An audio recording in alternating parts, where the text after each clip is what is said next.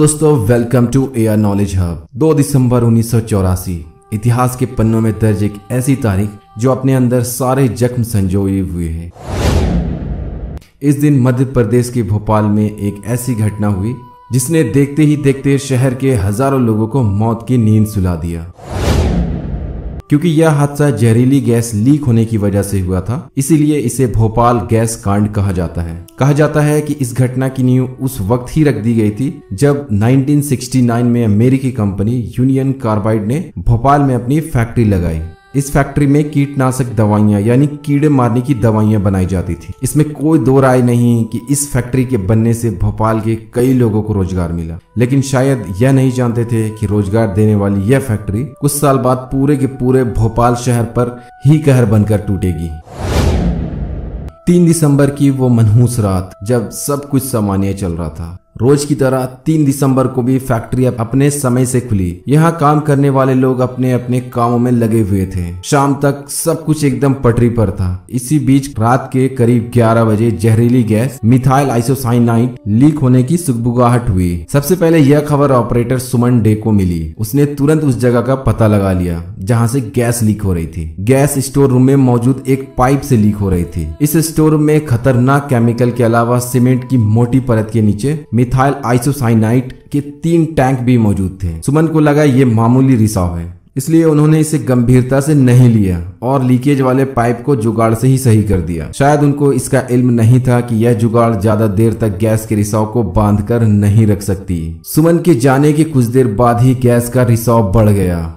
Factory के कर्मचारियों ने तुरंत सुमन को इसकी जानकारी दी। सुमन मौके पर पहुंचे और स्टोरेज रूम का प्रेशर चेक किया। वह हैरान थे क्योंकि उनका जुगाड़ फेल होता हुआ दिखाई दे रहा था। गैस का प्रेशर काफी बढ़ गया था। सुमन शायद समझ गए थे कि यह गंभीर विषय है। वह तुरंत इसको कंट्रोल करने में लग गए। उन्होंने इमरजेंसी गैस कंट्रोल प्रक्रिया भी शुरू कर दी ताकि इसे जल्द से जल्द काबू पाया जा सके, मगर कुछ होता दिख नहीं रहा था। गैस का दबाव बढ़ता जा रहा था। कुछ ही देर में गैस का रिसाव इतना बढ़ गया कि मिथाइल आइसोसाइनाइड फैक्ट्री के पाइप से होती हुई चिमनी के रास्ते शहर की हवा में पहुंच गई। फैक्ट्री के कर्मचारी गैस को रोकने के लिए चिमनी और गैस कंटेनर पर पानी डालकर दबाव को कम करने की कोशिश कर रहे थे। करीब आधे घंटे तक लगातार पानी की बौछार मारी गई, लेकिन इसके बावजूद भी गैस लगातार चिमनी से बाहर निकल रही थी। अगले कुछ ही घंटों में गैस ने लगभग 8 किलोमीटर एरिया को अपनी चपेट में ले लिया। करीब 20,000 लोग मारे गए, 4,000 लोग अपंग हो गए और करीब 5 लाख लोगों को फैटल इंजरी हुई।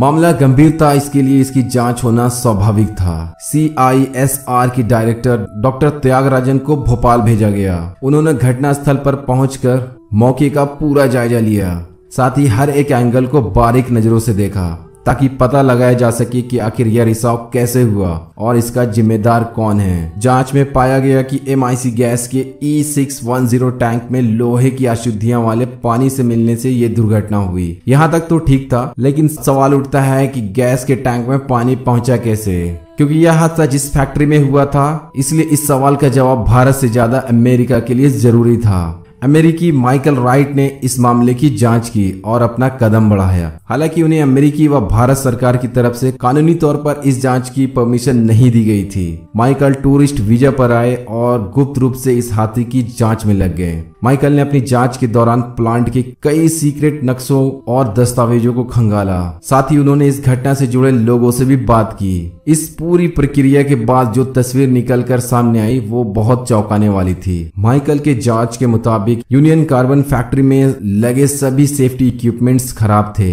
उन्होंने बताया कि जिस दिन यह हादसा हुआ उस दिन करीब 9:30 बजे तक केमिकल प्रोसेसिंग का काम हुआ था और इसके बाद प्लांट की सभी प्रोसेसिंग पाइप में पानी का प्रेशर मारकर उन्हें साफ किया गया। इस प्रक्रिया में दूसरी तरफ से पानी का निकलना बहुत ही जरूरी था, लेकिन ऐसा हुआ नहीं। पानी पाइप्स में ही रह गया और हादसे का बड़ा कारण बन गया। फैक्ट्री वर्कर से पूछताछ के दौरान यह भी बात सामने आई कि हादसे से कुछ दिन पहले ही प्लांट में नई ज्वाइंट पाइप लगाई गई थी, जिसे जंपर लाइन कहा जाता है। इसे लगाने से MIC टैंक प्रोसेसिंग यूनिट से जुड़ गया, मतलब पानी को MIC टैंक तक पहुंचने का रास्ता मिल गया था। हालांकि इसको रोकने के लिए पाइप से जोड़ पर लोहे की एक प्लेट लगाई गई थी। इसे स्लिप लाइन का नाम दिया गया था।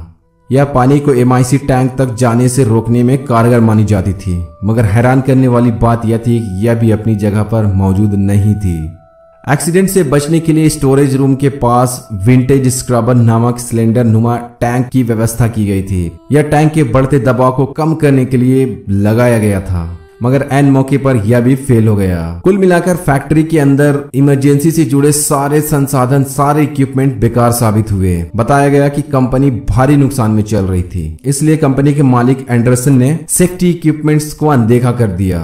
वह सेफ्टी इक्विपमेंट के खर्च से बचना चाहते थे। इस त्रासदी के बाद सामने आए आंकड़ों के मुताबिक इस जहरीली गैस ने करीब 20,000 लोगों को मौत की नींद सुला दिया, जबकि लाखों लोग अलग अलग अपंगता से ग्रस्त हुए। हालांकि मरने वालों की गिनती को लेकर हमेशा बहस रहती है। कुछ लोगों का कहना है कि मरने वालों की संख्या सिर्फ 8,000 के करीब थी। इस मामले की जांच CBI द्वारा कराई गई और अपने जांच में कंपनी के अधिकारियों को दोषी माना गया। इनमें 7 पर मुकदमा चलाया गया, बाद में सजा भी सुनाई गई, लेकिन त्रासदी के मुख्य आरोपी वैरन एंडरसन सजा से बच गए। बाद में इस यूनियन कार्बाइड कंपनी को $470 मिलियन का हर्जाना भी देना पड़ा।